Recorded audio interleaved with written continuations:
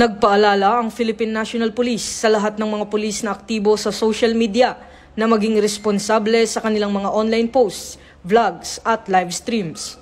Ayon kay Acting Chief PNP, Police Lieutenant General Jose Melencio Nartates Jr., dapat laging isaalang-alang ng bawat alagad ng batas ang profesionalismo at disiplina sa lahat ng nilalaman ng kanilang ibinabahagi online.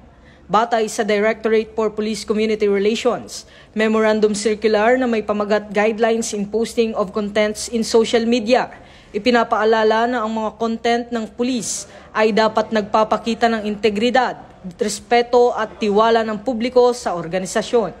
Giit ni Police Lieutenant General Nartates na ang malikhaing pamamahayag ay maaaring magbigay inspirasyon, ngunit ito ay dapat sumasalamin sa disiplina at integridad ng isang tunay na pulis.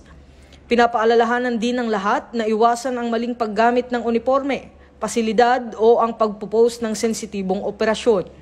Hinihikayat naman ang paggawa ng content na nakapagbibigay kaalaman at inspirasyon at nagpapakita ng tunay na puso ng serbisyo ng kapulisan.